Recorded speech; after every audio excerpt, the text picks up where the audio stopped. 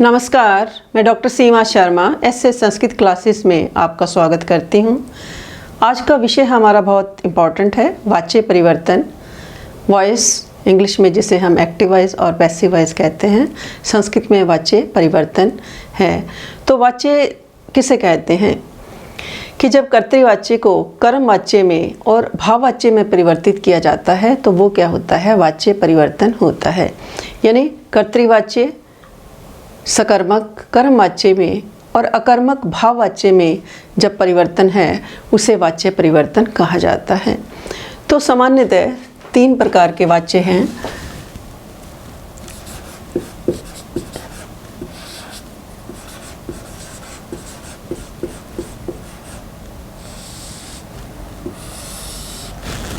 तो वाच्य किसे कहते हैं कि वाच्य क्या है कि जब कर्तृवाच्य को कर्मवाच्य में या भाववाच्य में बदला जाता है उसे हम क्या कहते हैं, वाच्य कहते हैं। वाच्य 3 प्रकार के हैं। पहला कर्तृवाच्य, दूसरा कर्मवाच्य। तो वाच्य 3 प्रकार के हैं, कर्तृवाच्य, कर्मवाच्य और भाववाच्य। तो कर्तृवाच्य में कर्ता में प्रथमा विभक्ति, इनका नियम क्या है, कर्तृवाच्य में कर्ता में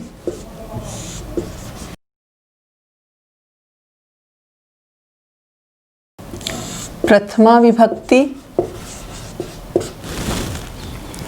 कर्म में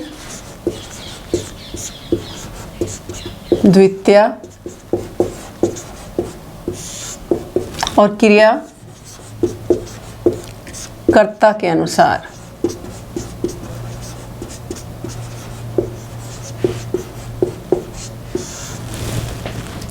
यानी कर्तृवाच्य में कर्ता में प्रथमा विभक्ति, कर्म में द्वितीया विभक्ति और क्रिया किसके अनुसार होती है, कर्ता के अनुसार होती है। अब कर्मवाच्य में देखते हैं।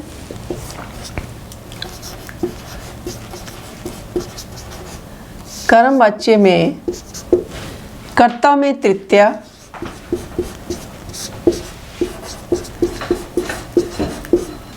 तृतीया विभक्ति, कर्म में प्रथमा और क्रिया कर्म के अनुसार।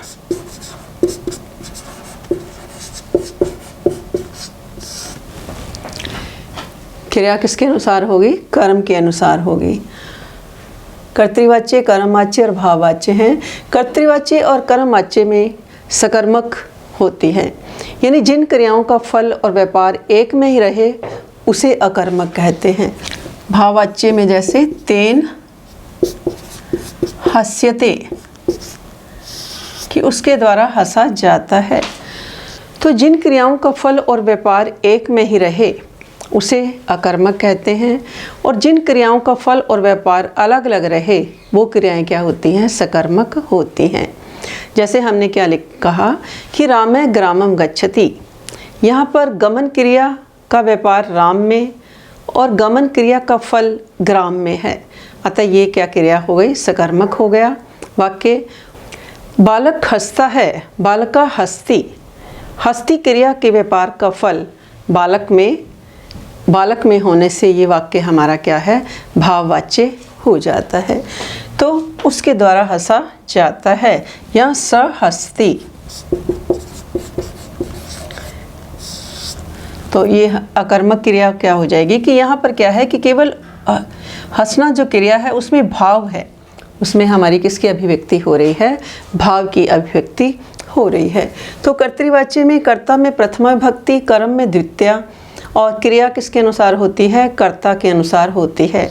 साधारण एक वाक्य हम लिखते हैं, जैसे यहाँ पर कि स पुस्तकम पठति, कि वह पुस्तक पढ़ता है। तो यहाँ पर कर्ता क्या है, प्रथम पुरुष है, कर्म द्वितीय विभक्ति आ गई और क्रिया किसके अनुसार होगी, कर्ता के अनुसार होगी। यानी कर्ता जिस पुरुष का है, क्रिया भी क्या होगी, उसी पुरुष की होगी। तो कर्ता हमारा यहाँ पर क्या है, प्रथम पुरुष या अन्य पुरुष और एक वचन का कर्ता है। क्रिया भी हमारी क्या है, यहाँ पर प्रथम पुरुष एक वचन की क्रिया है। इसी वाक्य को ही हम कर्मवाच्य में बदलेंगे तो क्या आ जाएगा, तेन पुस्तकः पठ्यते, उसके द्वारा पुस्तक पढ़ी जाती है। तो कर्मवाच्य में कर्ता में तृतीया, कर्म में प्रथमा और क्रिया किसके अनुसार होगी, कर्म के अनुसार होगी। क्रिया किसके अनुसार हो गई, कर्म के अनुसार हो गई। तो कर्मवाच्य में कर्ता में तृतीया, कर्म में प्रथमा और क्रिया कर्म के अनुसार होगी और धातु के बाद यह जो है जोड़ा जाता है। यानी जैसे यहाँ हमने क्या लिखा, पठ लिखा, पठ के साथ य लगाया और फिर आत्मनेपद में इसको चलाया। तो धातु के साथ क्या है, यह जोड़ा जाता है और इनके रूप कैसे चलते हैं, जब हम कर्मवाच्य में लिखते हैं तो आत्मनेपद में चलते हैं। तो अभी मैंने आपको बताया कि कर्तृवाच्य और कर्मवाच्य क्या होता है। तो यहाँ पर आत्मनेपद और परस्मयी पद भी समझ लेते हैं कि संस्कृत में दो पद होते हैं, आत्मनेपद और परस्मयी पद। संस्कृत में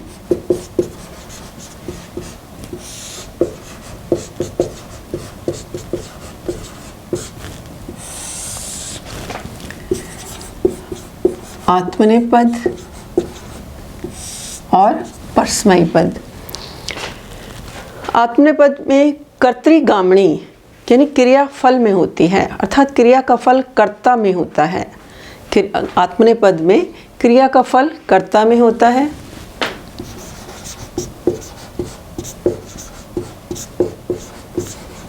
फल कर्ता में। तो आत्मनेपद क्रिया का फल कर्ता में होता है। यथा यहाँ हमने लिखा कुरुते, कुरुते का अर्थ है अपने लिए करता है।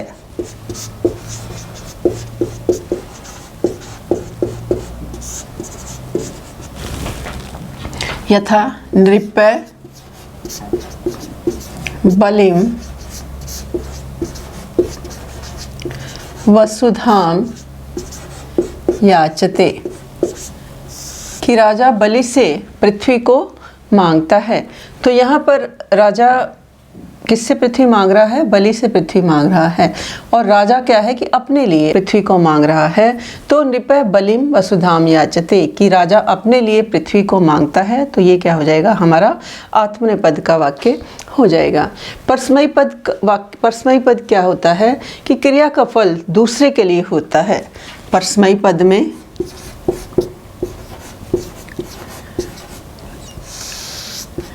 क्रिया का फल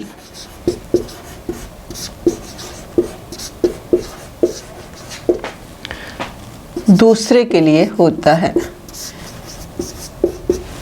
यथा हमने क्या लिखा यहाँ पर, करोति, करोति वह दूसरे के लिए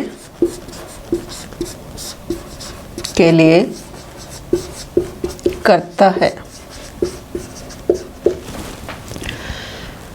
तो संस्कृत में दो पद हैं, आत्मनेपद और परस्मयी पद। आत्मनेपद क्रिया का फल कर्ता में होता है, अर्थात कुरुते का यहाँ पर अर्थ है अपने लिए करता है। और परस्मयी पद में क्रिया का फल दूसरे के लिए होता है, यथा करोति, कि वह दूसरे के लिए करता है। अब समझ लेते हैं कि आत्मनेपद कहाँ कहाँ पर होता है। आत्मनेपद जो धातुएं हैं हमारी, कौन कौन सी ऐसी धातुएं हैं जो आत्मनेपदी हैं, या आत्मनेपद कहाँ कहाँ पर होता है, यानी आत्मनेपद कहाँ कहाँ होता है, ये हम देखते हैं। ऐसी धातु जिनके नीचे क्या है, अनुदात का चिन्ह लगा होता है। ऐसी धातु जिनके नीचे अनुदात का चिन्ह लगा होता है, जैसे यच, सेव, लभ। तो इनके नीचे क्या है, आड़ी रेखा लगी होती है। तो वो धातुएं हमारी क्या मानी जाती हैं, आत्मनेपदी धातुएं मानी जाती हैं। यानी जिस धातु का अनुदात्त अक्षर इत संज्ञक हो, जिस धातु का अनुदात्त अक्षर क्या हो, इत संज्ञक हो, और ऐसी धातु जिसके नीचे अनुदात्त का चिन्ह हो, अर्थात जिसके नीचे आड़ी रेखा लगी हो। और जैसे शींग स्वप्ने, शींग धातु भी क्या है, हमारी आत्मनेपदी है। तो यहाँ भी क्या है कि ऐसी धातु जिस धातु का अनुदात्त स्वर इत संज्ञक हो वो क्या होती हैं, आत्मनेपद होती हैं। उसी प्रकार भाववाच्य और कर्मवाच्य भावकर्मणों मैंने कि भाववाच्य और कर्मवाच्य धातुओं से भी आत्मनेपद होता है। भावकर्मणों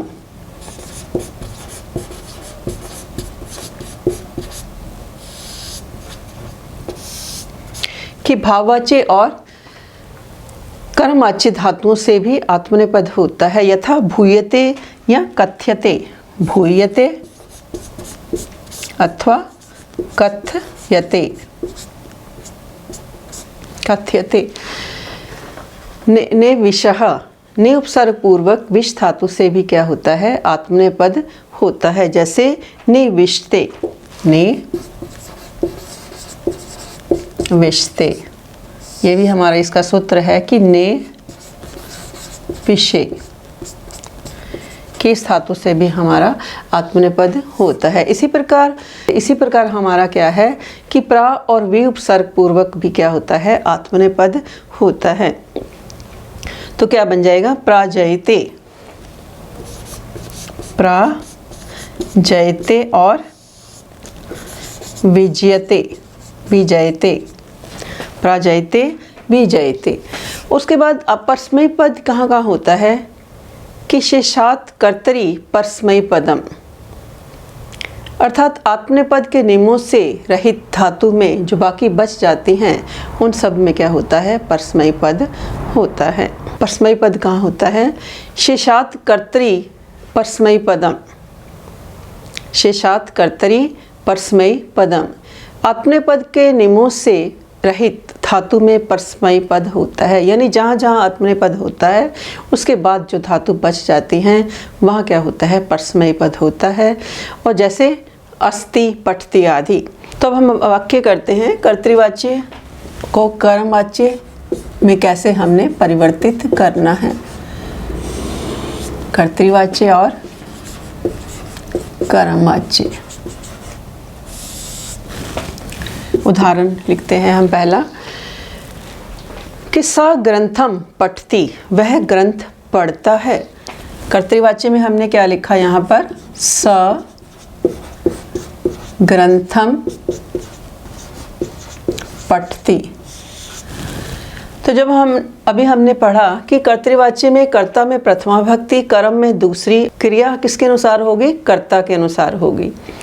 तो जब हम इसका कर्मवाच्य बनाएंगे तो कर्मवाच्य में हमने क्या नियम बताया अभी मैंने आपको कि कर्मवाच्य में कर्ता में क्या होती है, तृतीया विभक्ति होती है। तो कर्ता स की तृतीया विभक्ति क्या हो जाएगी, ती। ये हमें इसके लिए शब्द रूप भी याद करने पड़ेंगे। तद शब्द के, तद शब्द में पुल्लिंग कि क्या कैसे चलती है हमारी शब्द रूप कि स तौ ते, तम तौ तान, तेन ताभ्याम तई। स्त्रीलिंग में सा ते ता, ताम ते ता, और नपुंसक लिंग में तत्ते तानी, तत्ते तानी। तो ये हमें अच्छी विभक्तियाँ हमें सारी याद करनी पड़ेंगी, तभी हम वाच्य परिवर्तन अच्छे ढंग से कर पाएंगे। तो स ग्रंथम पठति। अब कर्मवाच्य का हमें नियम पता चल गया कि कर्मवाच्य में कर्ता में तीसरी विभक्ति होती है, तो यहाँ हमने तीसरी लगा दी। कर्म क्या है यहाँ पर, ग्रंथ है, तो यहाँ हमने क्या करनी है, प्रथमा विभक्ति कर देनी है, ग्रंथः। और कर्मवाच्य में और क्या होता है कि धातु के साथ य जोड़ा जाता है। कर्मवाच्य में धातु के साथ य लगाया जाता है। कर्मवाच्य में धातु के साथ य लगता है। तो तेन ग्रंथा, अब धातु हमारी क्या है यहाँ पर, पट। पट के साथ हमने फिर य लगाया और फिर आत्मनेपद में किया तो पठ्यते। इसी प्रकार अगला वाक्य करते हैं, स बालकान पश्यति। दूसरा वाक्य करते हैं, स बालकान पश्यति। कि वह बालकों को देखता है। तो यहाँ सा का तो हमें पता चल ही गया कि कर्म वाच्य में तेन आ गया। अब बालकान, ये हमारा क्या है कि द्वितीय विभक्ति का बहुवचन है। तो ये हमारा बालकान शब्द हमारा क्या है, दूसरी विभक्ति का बहुवचन है। तो इसका हम क्या करेंगे, कर्मवाच्य जब बनाएंगे तो क्या कर देंगे, प्रथमा विभक्ति का बहुवचन हम कर देंगे। इसमें हम क्या कर देंगे, प्रथमा विभक्ति का बहुवचन कर देंगे। तो बहुवचन क्या बन जाएगा, बालकः। अब पश्यति जब हम लिखेंगे तो क्या हो जाएगा, इसका दृश्यन्ते, ये बहुवचन में आ जाएगा। क्रिया किसके अनुसार होगी, कर्म के अनुसार होगी। तो कर्म हमारा यहाँ पर क्या है, बहुत सारे बच्चे हैं, बालका। तो जब हम इसको बनाएंगे, क्रिया लिखेंगे तो क्या हो जाएगा, दृश्यन्ते, तेन बालका दृश्यन्ते। तो हमारा वाक्य क्या बन जाएगा, तेन बालका दृश्यन्ते। तो ऐसे संस्कृत चैनल पर यदि आप नए हैं तो ऐसे संस्कृत चैनल को सब्सक्राइब करें, लाइक करें और शेयर करें, और वीडियो को अंत तक ज़रूर देखें। और जो कुछ भी आप देखना चाहते हैं इससे अलग भी संधि समास कारक आप प्लेलिस्ट में जाकर के भी देख सकते हैं, डिस्क्रिप्शन बॉक्स में जाकर के भी देख सकते हैं। और यदि आप कुछ सुझाव देना चाहते हैं तो कमेंट बॉक्स में जाकर के सुझाव भी दें। और यदि आप कोई नई वीडियो चाहते हैं, कोई नया चैप्टर चाहते हैं तो उसके बारे में भी पूरा लिखें। तो मैं पूरी कोशिश करूंगी कि आपको नई वीडियो जो है प्रदान की जाए। यदि आप मान लो वाच्य ही देखना चाहते हैं, यूट्यूब पर सर्च करना चाहते हैं, तो वाच्य के साथ ऐसे संस्कृत लिखें तो वाच्य आ जाएगा। इसी तरीके संधि या समास कुछ भी आप सर्च करना चाहते हैं तो उस टॉपिक के साथ साथ ऐसे संस्कृत लिखें तो वो टॉपिक आपके सामने आ जाएगा और आप उसे देख सकते हैं। और वीडियो को अंत तक ज़रूर देखें कि कई बार कई बातें बीच में नहीं हो पाती तो अंत में ही हम बताई जाते हैं। तो आप वीडियो को अंत तक ज़रूर देखें। तो अगला वाक्य करते हैं हम, अहम सूर्यम पश्यामि। अहम सूर्यम पश्यामि। अब यहाँ पर कर्ता हमारा क्या है, उत्तम पुरुष का है। उसी के अनुसार ही हमारी क्रिया है कि मैं सूर्य को देखता हूँ। तो जब हम इसको वो बनाएंगे, कर्मवाच्य में इसको परिवर्तित करेंगे तो अहम क्या हो जाएगा, मया। सूर्यम में क्या आ जाएगी, प्रथमा विभक्ति आ जाएगी, मया सूर्य। अब क्रिया किसके अनुसार होगी, सूर्य के अनुसार होगी, कर्म के अनुसार होगी। तो कर्म के अनुसार क्रिया क्या हो जाएगी, दृश्य प्लस य और प्लस ते, दृश्यते। मया सूर्य दृश्यते, मेरे द्वारा सूर्य देखा जाता है। पुरुषः अजाम नयति, मनुष्य क्या करते हैं, बकरी को ला रहे हैं। पुरुषः अजाम नयति। तो पुरुष एक वचन है तो इसको भी हम क्या करेंगे, तृतीय विभक्ति में करेंगे। कर्म में जब लाएंगे तो क्या बन जाएगा, पुरुषेन,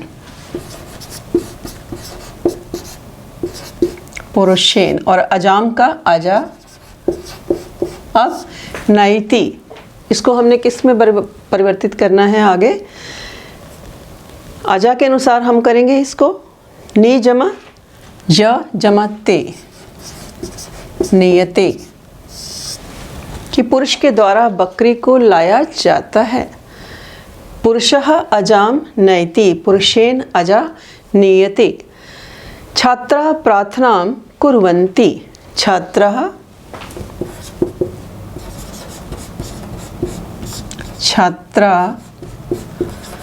प्रार्थनां कुर्वन्ति। बहुत सारे छात्र जो हैं प्रार्थना को करते हैं, कुर्वन्ति। बहुत सारे छात्र क्या करते हैं, प्रार्थना को करते हैं। तो अब तृतीय विभक्ति का हम बहुवचन बनाएंगे तो क्या बन जाएगा, छात्रैः, छात्रैः प्रार्थना। अब प्रार्थना के अनुसार ही हमारी, कर्म के अनुसार ही हमारी क्या आएगा यहाँ पर, क्रिया आएगी। तो छात्रैः प्रार्थना क्रियते, छात्रैः प्रार्थना क्रियते। तो कर्म वाच्य में अब हमारी ये क्री धातु है, मूल रूप से हमारी क्या है, क्री धातु है, करोति कुरुतः कुर्वन्ति। तो कर्म वाच्य में री को री आदेश हो जाता है, यानी जो ये वाली री है हमारी कर्म वाच्य में, इस री को ये री आदेश हो जाता है, कर्म वाच्य बनाते हैं। कर्म वाच्य में री को री आदेश हो जाता है। अब एक और वाक्य करते हैं, जैसे त्वम ग्रंथम पठसि, त्वम ग्रंथम पठसि, यानी कर्ता यदि मध्यम पुरुष का है तो क्रिया भी क्या हो गई, मध्यम पुरुष की हो गई। त्वम ग्रंथम पठसि, तो जब हम इसका वो बनाएंगे, कर्म वाच्य करेंगे तो क्या लिखेंगे, त्वया ग्रंथः, क्रिया किसके अनुसार होगी, कर्म के अनुसार होगी, कर्म वाच्य में तो क्या आ जाएगा, पठ्यते।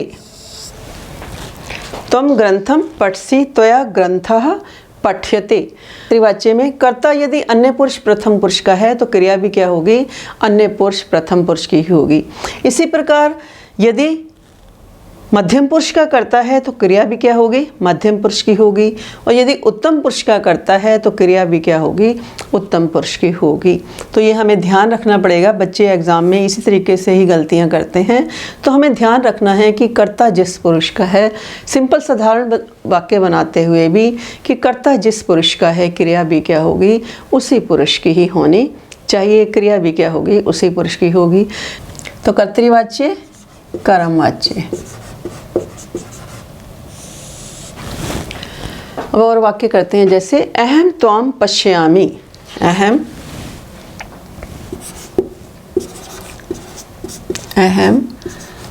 त्वाम पश्यामि, यानी कर्ता जिस पुरुष का है, क्रिया भी क्या होगी, उसी पुरुष की होगी। अब अहम का तृतीय विभक्ति में क्या बनेगा, मया, मया। अब त्वाम, त्वम युवाम यूयम, त्वाम युवाम युष्मान। प्रथम भक्ति एक वचन में क्या बनेगा, त्वम, मया त्वम। अब त्वम के अनुसार ही हमारी क्या होगी, कर्म के अनुसार ही हमारी क्रिया होगी। तो मया त्वम दृश्यसे, मेरे द्वारा तुम्हें देखा जाता है, मैं तुमको देखता हूँ, मेरे द्वारा तुम्हें देखा जाता है। स माम पश्यति, अगला हमारा वाक्य क्या है, स माम पश्यति, कि वह मुझे देखता है या मुझको देखता है। तो यहाँ कर्ता हमारा क्या है, प्रथम पुरुष या अन्य पुरुष का एक वचन है, तो क्रिया भी हमारी उसी के अनुसार है। तो जब इसको उसको बनाए कर्म वाच्य में हम परिवर्तित करेंगे तो क्या आ जाएगा, तेन। अब माम, अहम अवाम मयम, माम अवाम अस्मान, मया आवाभ्याम अस्माभि। तो कर्म को हमने किस में करना है, प्रथमा में ले जाना है। जब कर्म वाच्य इसका बनाएंगे तो इसको हमने किस में ले जाना है, प्रथमा विभक्ति में ले जाना है। तो क्या आ जाएगा, अहम। तो अहम का जब हम आगे बनाएंगे तो क्या बन जाएगा, दृश्य। क्रिया किसके अनुसार होगी, अहम के अनुसार होगी। तो तेन अहम दृश्य।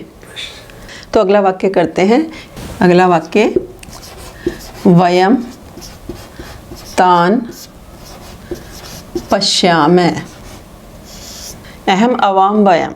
तो अब यहाँ पर इसको क्या करना है, हमने जब हम इसको बनाएंगे कर्म वाच्य में परिवर्तित करेंगे तो हमने क्या करना है, तृतीय विभक्ति का बहुवचन लगाएंगे, क्योंकि यहाँ भी हमारा क्या है, बहुवचन है। तो क्रिया भी जब हम कर्म वाच्य में बनाएंगे तो हमारा क्या हो जाएगा, तृतीय विभक्ति का बहुवचन ही हम लिखेंगे। तो क्या आ जाएगा यहाँ पर, अस्माभि, अस्माभि। अब सैतौते तम तौतान, तान। तो सैतौते प्रथम विभक्ति का बहुवचन क्या बनेगा, ते। अस्माभि ते, अब बहुवचन है, क्रिया किसके अनुसार होगी, ते के अनुसार होगी। तो हमारा क्या बन जाएगा यहाँ पर, दृश्यन्ते, ते दृश्यन्ते। दृश्य जमा य साथ में धातु के साथ या और बाद में आत्मनेपद। तो अस्माभि ते दृश्यन्ते, तो पेपर में इस तरीके से ही, मैं पिछले पेपर देख रही थी तो उसमें इस तरीके से ही आ जाता है पेपर में कि कर्तृवाच्य दिया होता है और इसको कर्मवाच्य में परिवर्तित करें। तो आप इसको बार बार देखें, समझ आ जाएगी आपको। तो अगला वाक्य करते हैं, चंचल बालका स्वकीयम पाठम पठति। अब यहाँ पर बालक का है स्वकीयम पाठम पठति, कि बालक अपना पाठ पढ़ता है। अब बालक का विशेषण हमने दे दिया कि चंचल बालक अपना पाठ पढ़ता है। तो जब हम इसको कर्मवाच्य में परिवर्तित करेंगे तो बालक के साथ साथ चंचल को भी हमें परिवर्तित करना पड़ेगा। बालक के साथ साथ हमें किसको परिवर्तित करना पड़ेगा? चंचल में भी हमें क्या है, तृतीया विभक्ति लगानी पड़ेगी। तो कर्मवाच्य में हम क्या बनाएंगे? चंचलेन बालकेन। कर्मवाच्य में क्या लिखेंगे? चंचलेन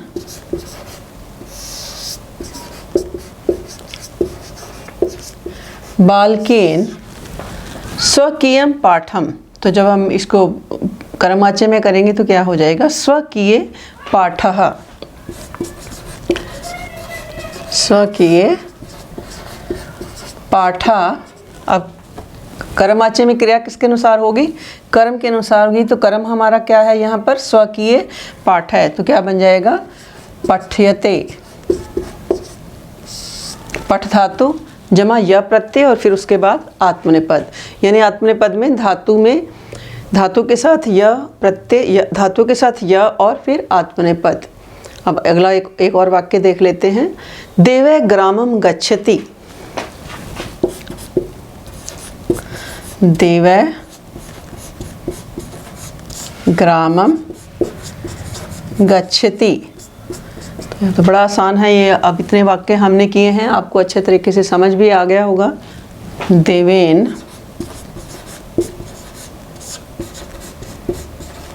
ग्रामे गम्यते। धातु प्लस य प्लस आत्मनेपद। देवेन ग्रामे गम्यते। तो अभी हमने कर्तृवाच्य और कर्मवाच्य के बहुत सारे उदाहरण देखे। ग्रेजुएशन जो बच्चे कर रहे हैं उनको इस तरीके से ही बहुत साधारण वाक्य आते हैं। तो इनको ही यदि बार बार आप प्रैक्टिस करेंगे, देखेंगे तो आपको अच्छे तरीके से समझ आ जाएगा। तो कर्तृवाच्य और कर्मवाच्य कर रहे थे। अब हम भाववाच्य समझ लेते हैं कि भाववाच्य क्या है।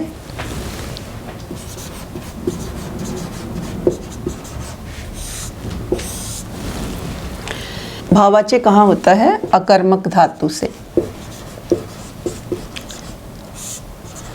अकर्मक धातु से भाववाच्य होता है और धातु के बाद य लगता है।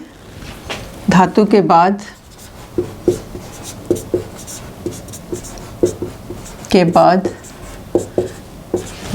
धातु के बाद य का प्रयोग होता है और आत्मनेपद में रूप चलते हैं। तथा भाववाच्य में क्रिया में सदा एक वचन होता है। भाववाच्य में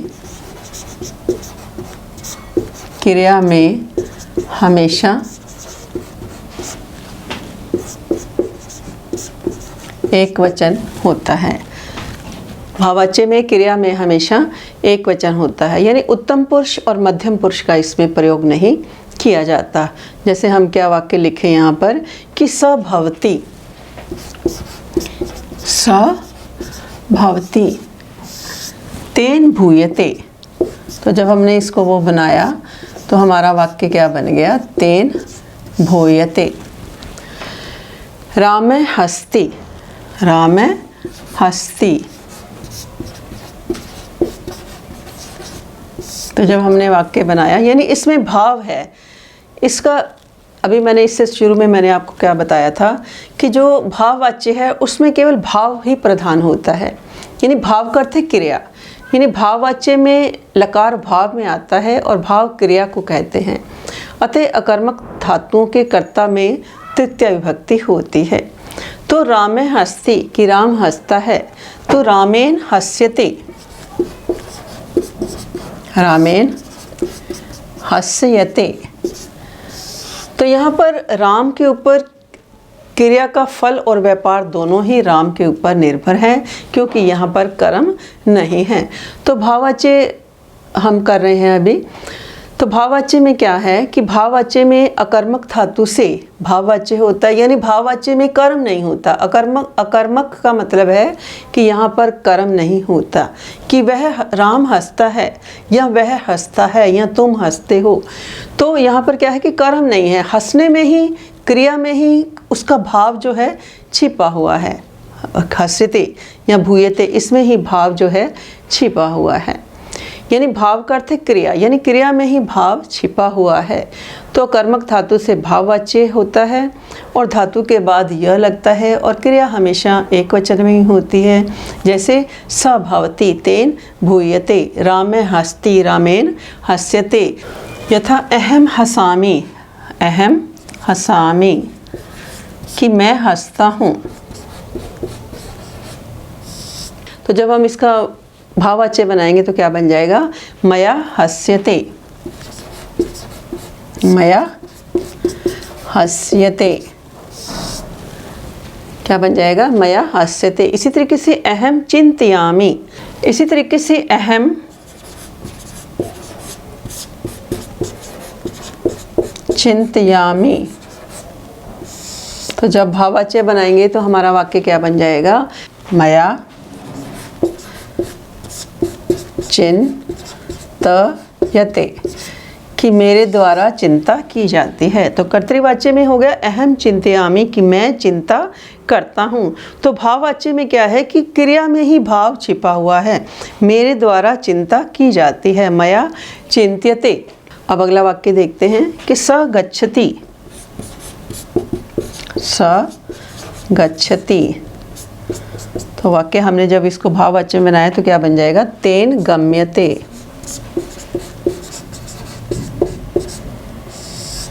भाववाच्य में हमने बनाया तो क्या बन गया? तेन गम्यते, कि उसके द्वारा जाया जाता है। क्रिया में ही क्या है? भाव छिपा हुआ है, तो यानी कर्म जो है नहीं है। तो स गच्छति तेन गम्यते, उसके द्वारा जाया जाता है। तो इस प्रकार वाच्य परिवर्तन हम कर रहे थे, कर्तृवाच्य, कर्मवाच्य और भाववाच्य।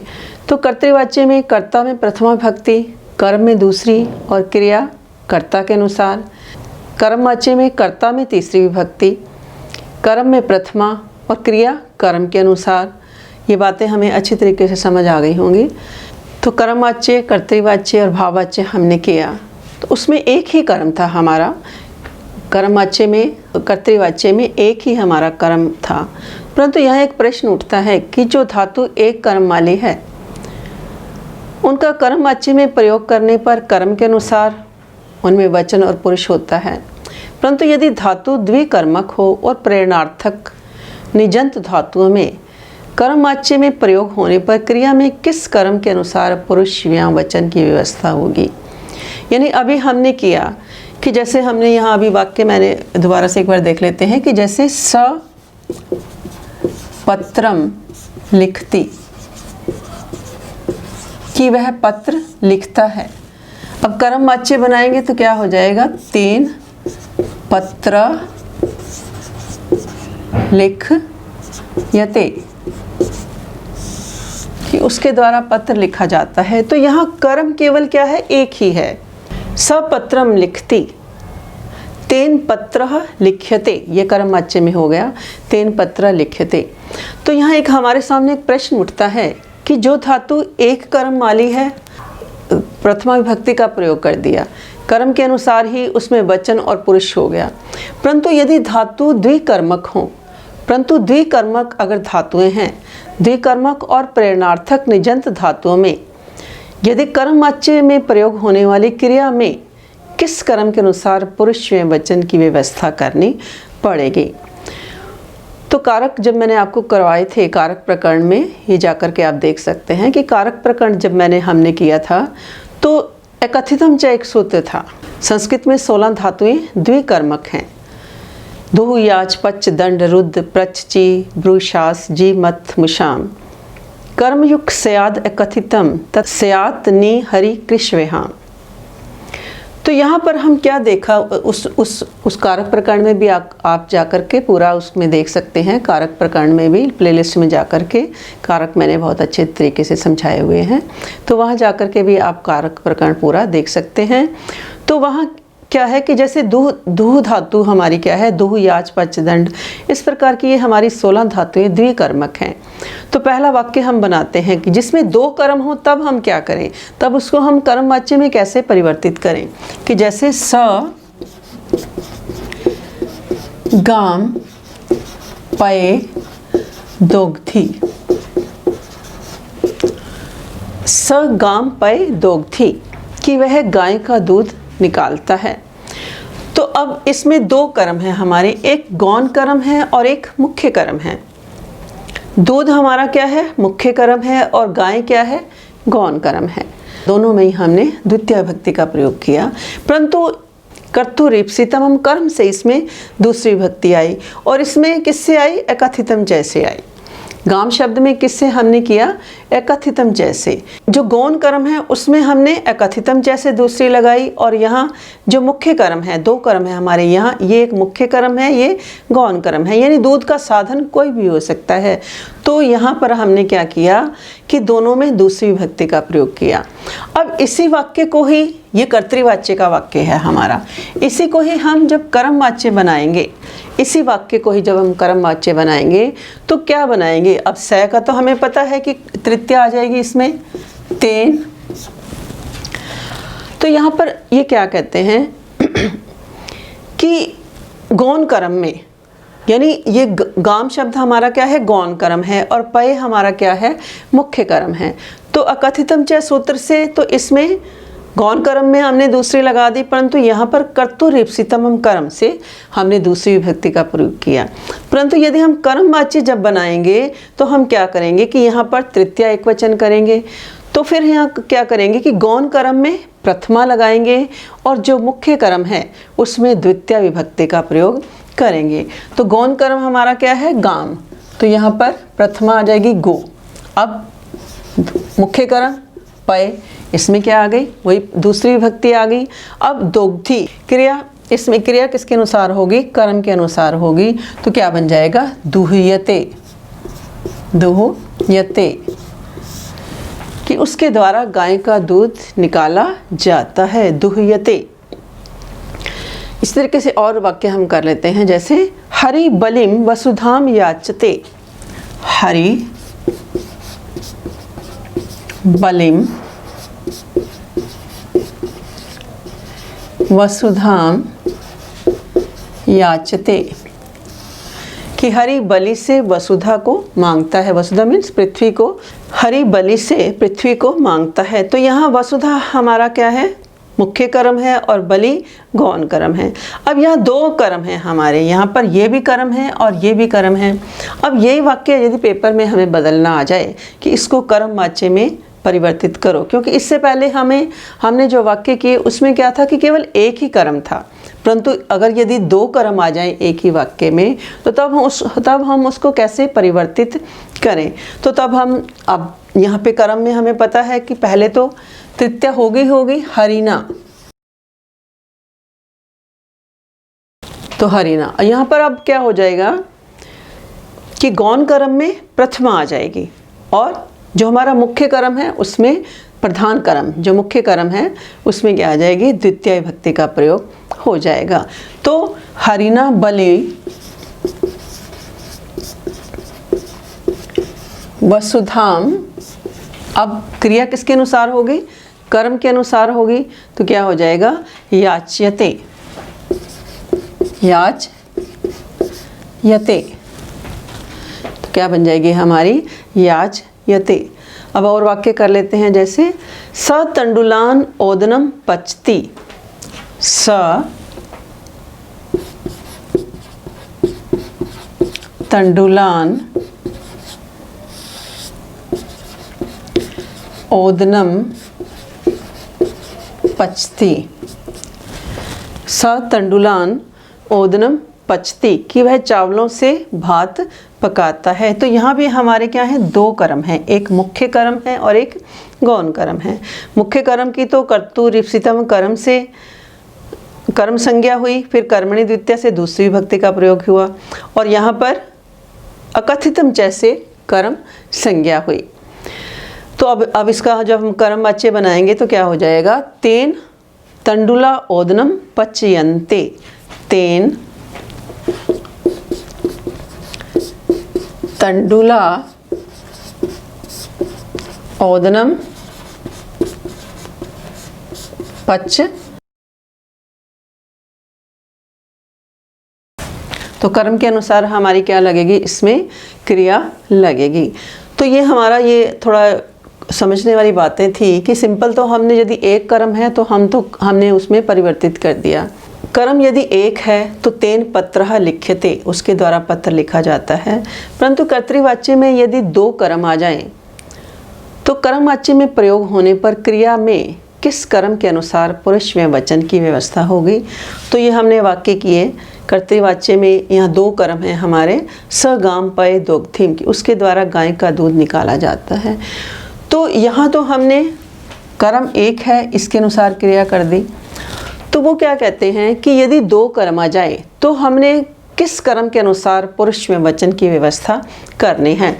तो यहाँ हम गौण कर्म के अनुसार क्या करेंगे, पुरुष या वचन की व्यवस्था करेंगे। जैसे तंडुला पच्यन्ते, अब तंडुल हमारे क्या हैं, बहुत सारे हैं, तो गौण कर्म के अनुसार हम क्या करेंगे, इसकी गौण कर्म के अनुसार हम क्रिया को लिखेंगे कि चावलों से भात पकाता है, तो तंडुला पच्यन्ते। हरिना बलिम याच्यते, बलि से पृथ्वी मांगता है, तो बलि याच्यते।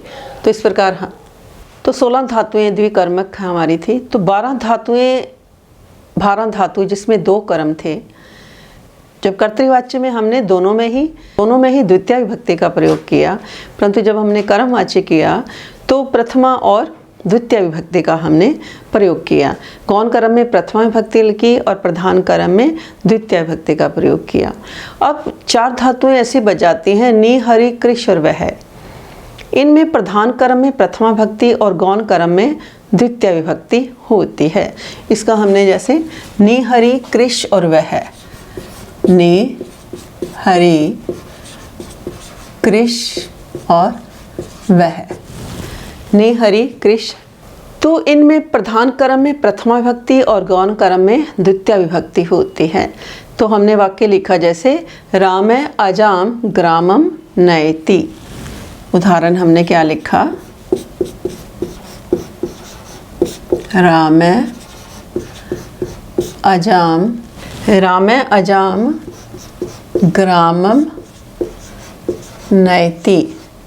यहाँ हमारे दो कर्म हैं, तो जब हमने इसको किस में किया, कर्मवाच्य में परिवर्तित किया, तो हमने क्या लिखा, रामेन। तो रामेन अजा ग्रामम नीयते, रामेन अजा ग्रामम नीयते। इसी तरीके से हरति, हरियते, कर्षति, कृष्यते हम लिख सकते हैं। तो यहाँ पर हमारे क्या हैं, दो कर्म हैं। तो प्रधान कर्म में हमारी प्रथमा विभक्ति हो गई, प्रधान कर्म में प्रथमा विभक्ति और गौण कर्म में क्या है, द्वितीय विभक्ति का प्रयोग हो गया। तो प्रधान कर्म हमारा क्या है, अजा है। रामे अजाम ग्रामम नयति, तो कर्मवाच्य जब बनाएंगे तो क्या बन जाएगा, रामेन अजा ग्रामम नियते। दूसरा वाक्य देखते हैं, देवे भारम नगरम वहति। देवा भारम नगरम वहति, कि देव भार को नगर में ले जाता है, नगर को ले जाता है। तो जब हम कर्मवाच्य बनाएंगे तो क्या बन जाएगा, देवेन भारय नगरम ऊह्यते। देवेन भारय नगरम ऊह्यते। कर्मवाच्य में वह को उह आदेश हो जाता है। तो हमारा वाक्य क्या बना, देवेन भार्या नगरम ऊहते। तो यहाँ अभी प्रश्न उठ रहा था कि जब जहाँ पे दो कर्म होंगे तो क्रिया में किस कर्म के अनुसार पुरुष में वचन की व्यवस्था होगी। तो यहाँ पर जो एक वचन है जहाँ पर भार्या, इसके अनुसार क्या होगी, हमारी क्रिया की व्यवस्था होगी। यानी प्रधान कर्म में प्रथमा विभक्ति और गौण कर्म में द्वितीय विभक्ति का प्रयोग किया जाएगा। तो प्रधान कर्म हमारा, प्रधान कर्म में प्रथमा विभक्ति, तो प्रधान कर्म क्या है यहाँ पर, ये हमारा प्रधान कर्म है और ये क्या है, गौण कर्म है। तो कर्म क्रिया किसके अनुसार होगी, हमारी प्रधान कर्म के अनुसार होगी। तो देवेन भार्या नगरम ऊह्यते, देव भारम नगरम उबहती, तो कर्मवाच्य बनाएंगे तो देवेन भार्या नगरम ऊह्यते। तो प्रेरणार्थक निच प्रत्यय देख लेते हैं। प्रेरणार्थक निच प्रत्यय, निजंत, प्रेरणार्थक निच प्रत्यय, यानी प्रेरणार्थक निच प्रत्यय करने पर जब धातु से कर्म में हम प्रत्यय करते हैं तो निजंत अवस्था के जो प्रेरणार्थक करता है उसमें प्रथमा विभक्ति का प्रयोग किया जाता है। जैसे हमने एक साधारण वाक्य लिखा कि शिष्य धर्मम बुध्यते, शिष्य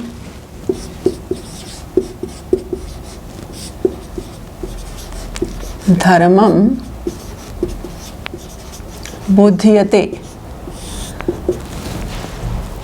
तो यहाँ हमने अगर सिंपल इसको निजंत किया तब हमने इस वाक्य को कैसे लिखा, शिष्यम धर्मम बोध्यति, गुरु शिष्यम धर्मम बोध्यति। तब हम इसको कैसे लिखेंगे, गुरु शिष्यम धर्मम बोध्यति। तब हम इस वाक्य को कैसे लिखेंगे, गुरु, तो हमने क्या लिखा, गुरु शिष्यम धर्मम बोध्यति। तब इसी वाक्य को हम निजंत कर्मवाच्य में बनाएंगे तो तब हम क्या लिखेंगे, गुरुणा शिष्य धर्मम बोध्यते, गुरुणा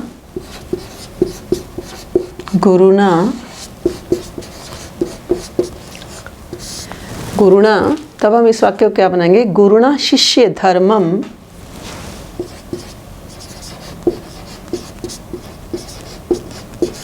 बोध्यते। यानी ये हमारा वाक्य हमारा क्या बना है, निजंत कर्मवाच्य है, ये निजंत कर्मवाच्य। तो यहाँ पर हम समझ लेते हैं पहले कि प्रेरणार्थक निच प्रत्यय करके कर्म में प्रत्यय करने पर प्रधान तथा गौण दोनों कर्मों में वक्ता की इच्छा अनुसार प्रधान कर्म में प्रथमा और गौण में भी प्रथमा होती है। यानी जब हम निजंत कर्मवाच्य बनाते हैं तो जो वक्ता है उसकी इच्छा पर निर्भर करता है, यानी वक्ता की इच्छा पर कि वो प्रधान कर्म में भी प्रथमा विभक्ति कर सकता है और गौण कर्म में भी प्रथमा विभक्ति कर सकता है। परंतु जब प्रधान कर्म में प्रथमा विभक्ति होगी तो गौण कर्म में द्वितीय होगी, और जब गौण में प्रथमा होगी तो प्रधान में द्वितीय होगी। तो गुरुणा शिष्य धर्मम बोध्यते, तो यहाँ हमारी द्वितीय विभक्ति लगी है और यहाँ क्या लगी है, प्रथमा विभक्ति लगती है। यानी ये वक्ता पर जब हम प्रेरणार्थक निजंत निज प्रत्यय करते हैं तो कर्म में प्रत्यय करने पर प्रधान तथा गौण इन दोनों कर्मों में वक्ता की इच्छा पर निर्भर करता है कि वो प्रधान कर्म में प्रथमा लगाए या गौण कर्म में प्रथमा विभक्ति का प्रयोग करे। परंतु जब प्रधान में प्रथमा होगी तो गौण में क्या होगी, द्वितीय विभक्ति होगी, और जब गौण में प्रथमा होगी तो प्रधान में द्वितीय विभक्ति होगी। तो इसी वाक्य को ही फिर कैसे लिखा जाएगा, गुरुणा शिष्यम धर्मम बोध्यते, गुरुणा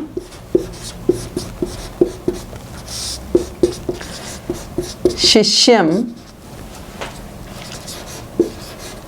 धर्मे बोध्यते, गुरुणा शिष्यम धर्मे बोध्यते, कि गुरु के द्वारा शिष्य को धर्म का उपदेश दिया जाता है। तो प्रेरणार्थक निच प्रत्यय कि शिष्य धर्मम बुध्यते कि ये साधारण वाक्य है कि शिष्य को धर्म के बारे में बताया जाता है। तो अब सिंपल जब हमने निजंत किया इसका, तो गुरु शिष्यम धर्मम बोध्यते कि गुरु शिष्य को धर्म का उपदेश देता है, उसके बारे में बताता है।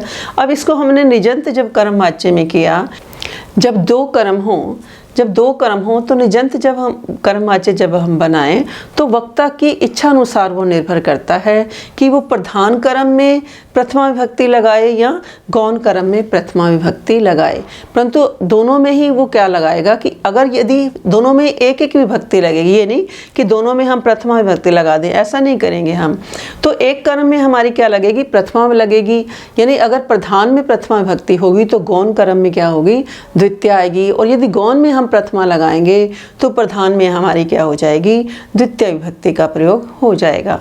तो यहाँ पर हमारा पहले वाक्य में हमारा क्या है कि प्रधान क्या है कि धर्म, शिष्य गुरु के द्वारा शिष्य को धर्म का उपदेश दिया जाता है।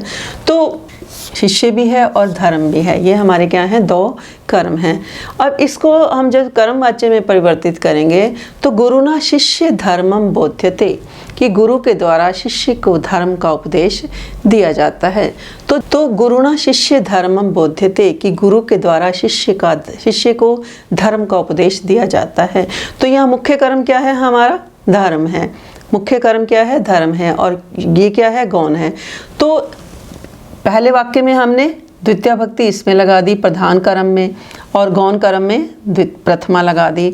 और वो क्या कहते हैं कि वक्ता की इच्छा पर निर्भर करता है कि वो गौण कर्म में प्रथमा लगाए या मुख्य कर्म में प्रथमा लगाए, परंतु लगेगी दोनों में एक एक, ऐसा नहीं है कि दोनों में हम दोनों विभक्तियां लगा दें। तो यहाँ यदि उसने पहले प्रथमा लगाई तो यहाँ उसमें क्या कर देगा, दूसरी लगा देगा, और यहाँ प्रथमा विभक्ति का प्रयोग कर देगा।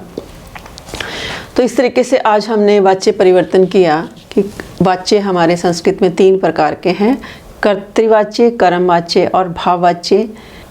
कर्तृवाच्य में कर्ता में प्रथमा भक्ति, कर्म में दूसरी और क्रिया कर्ता के अनुसार। कर्मवाच्य में कर्ता में तृतीया विभक्ति, कर्म में प्रथमा भक्ति और क्रिया कर्म के अनुसार। और भाववाच्य में केवल भाव के अनुसार ही क्रिया होती है, अन्य पुरुष की ही क्रिया होती है। और कुछ हमने 2 कर्म के भी वाक्य हमने कुछ जाने। तो इस प्रकार पेपर में इस तरीके से ही पूछा जाता है। पिछले पेपर जब मैं देख रही थी तो उसमें इस तरीके से ही पेपर में आता है। तो इसको यदि आप बार बार देखेंगे तो आपको अच्छे तरीके से समझ आ जाएगी। आज के लिए इतना ही। धन्यवाद। जय हिंद, जय भारत।